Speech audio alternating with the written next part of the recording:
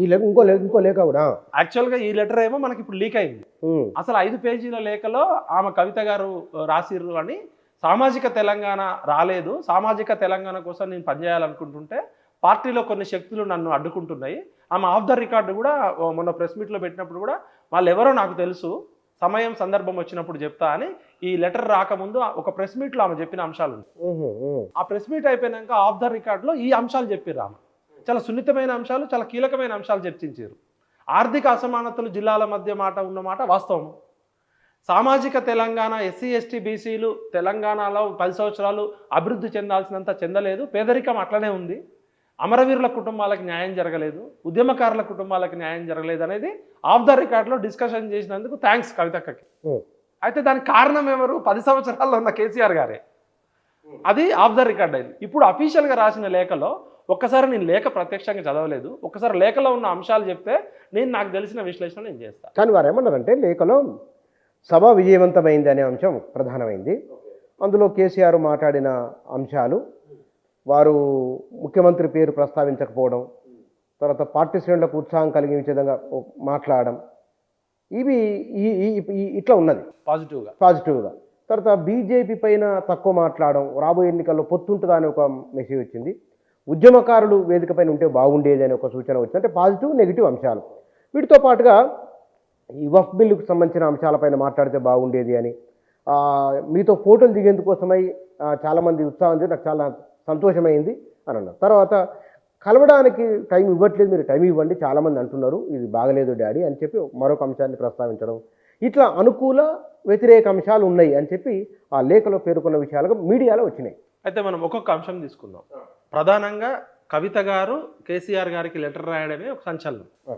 తండ్రికి కూతురు ఏ విషయమైనా ఎటువంటి సందర్భంలోనైనా అర్ధరాత్రి లేపి చెప్పే అంత అవకాశం ఉన్నప్పటికీ కూడా ఒక లెటర్ రాయడం అంటే she want to express our political statement. ఇది కుటుంబంలో మధ్య విషయం కాదు, తెలంగాణ ప్రజలకి కవిత గారు ఒక మెసేజ్ పంపబోతున్నారు లెటర్ రూపంలో. అంటే ఇట్స్ ఏ పొలిటికల్ స్టేట్మెంట్. ఆ పొలిటికల్ స్టేట్మెంట్ ఈ సందర్భంలో ఎందుకు ఇచ్చారు అంటే, పార్టీ 25 సంవత్సరాలు అయింది, అద్భుతమైన మీటింగ్ పెట్టారు, నాన్నగారు చాలా బాగా మాట్లాడారు కొన్ని విషయాలని చెప్తూ, అంటే పాజిటివ్ అంశాలు, సభ సక్సెస్ అయింది, కేసీఆర్ గారు బాగా మాట్లాడారు, ఉత్సాహం అదంతా ఓకే, అది రొటీన్గా. ఎందుకు ఆమె బీజేపీ పార్టీని ప్రస్తావించిందంటే దాని తెర వెనుక చాలా కీలకమైన సమాజానికి తెలియని రహస్యాలు కొన్ని చెప్పాలి, నాకు బాధ్యత. బీజేపీ అనే పార్టీ, మనం వెనక నుంచి వెళ్దాం, పార్లమెంట్ ఎలక్షన్లో బీజేపీ ఎన్ని సీట్లు గెలిచింది? 8. టీఆర్ఎస్ ఏం లేదు. అంటే అక్కడ ఏమర్థమవుతుంది? ఆ అంశాలు ప్రస్తావించిన లేఖల వారు నేను చెప్తున్నా, అంటే వెనక నుంచి వెళ్దాం, లేటెస్ట్ జరిగిన నుంచి. లేటెస్ట్ ఎలక్షన్స్ అయితే పార్లమెంట్ ఎలక్షన్. అవును. మొన్న బీజేపీ ఎన్ని ఎమ్మెల్సీ సీట్లు గెలిచింది? లేటెస్ట్గా జరిగిన దానిలో Karimnagar, Adilabad, Nizamabad, Medak graduate constituency BJP గెలిచింది. టీచర్స్ది బీజేపీ గెలిచింది. వాస్తవానికి బీజేపీకి నిరుద్యోగులు అంత బలం ఉందా తెలంగాణలో? అంటే ఇంకా బీజేపీ క్షేత్రస్థాయిలో రాలేదు, అంత లేదు వాస్తవానికి సర్వేలలో. మరి అటువంటి పరిస్థితులలో 2 బీజేపీ సీట్లు గెలిచింది, టీఆర్ఎస్ ఎన్ని గెలిచింది?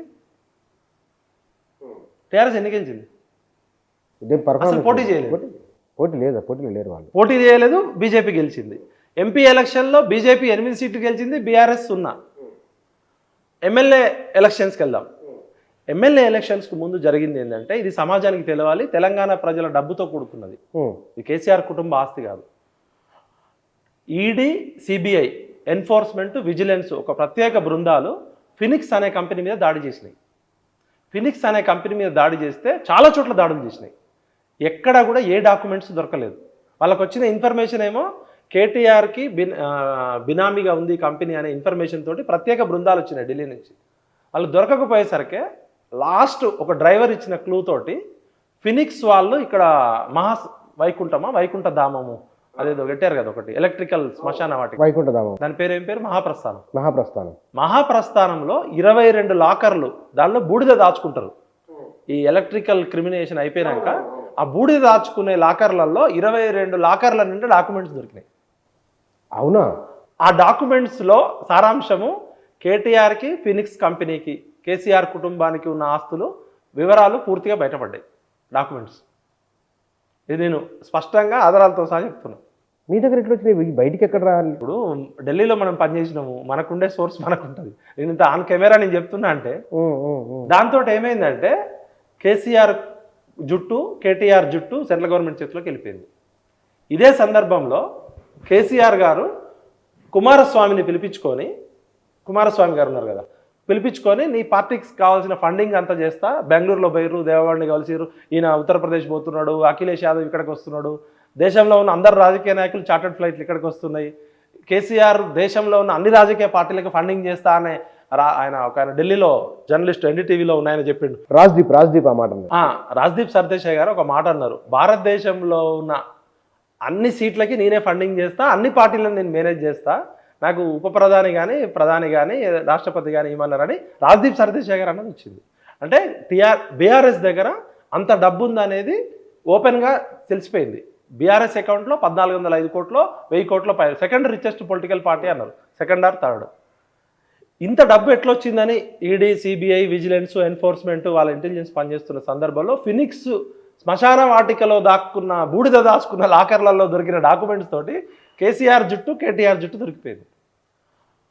అప్పుడు సందర్భం ఏంటంటే కేసీఆర్ గారి యాక్చువల్ ప్లాన్ ఏంటంటే కర్ణాటకకి 600 కోట్లు ఎలక్షన్స్ ఫండింగ్ ఇస్తా అని చెప్పి కుమారస్వామి గారితో ఒప్పందం చేసుకున్నారు.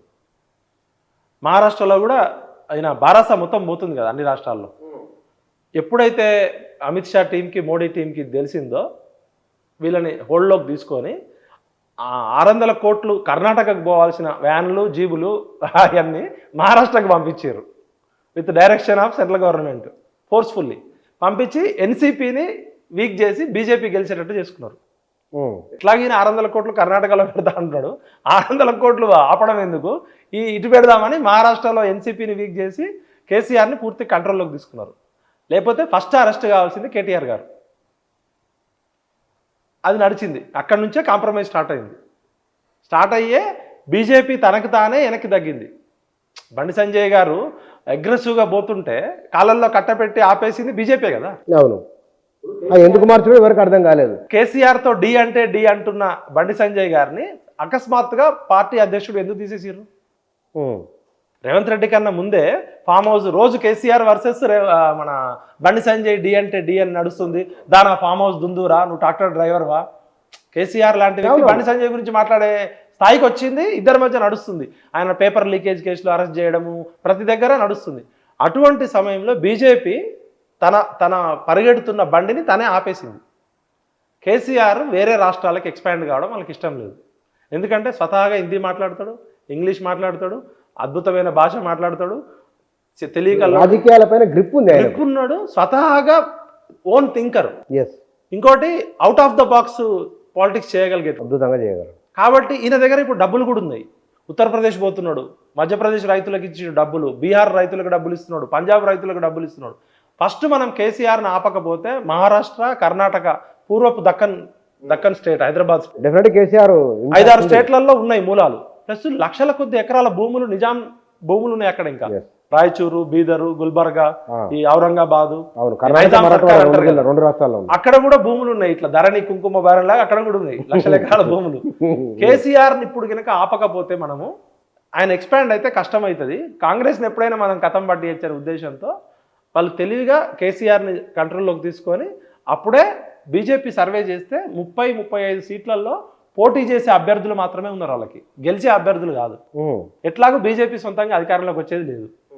కాబట్టి కేసీఆర్ని వెనక్కి లాగాలి అన్ని రకాలుగా అని చెప్పి ఆయన ఫండ్స్ మీద ఆయన అన్నిటి మీద టైట్ చేసేసి అటు జగన్కి సపోర్ట్ చేస్తున్నాడు, ఇటు ఎవరు బెంగాల్లో మమతా బెనర్జీకి సపోర్ట్ చేస్తున్నాడు.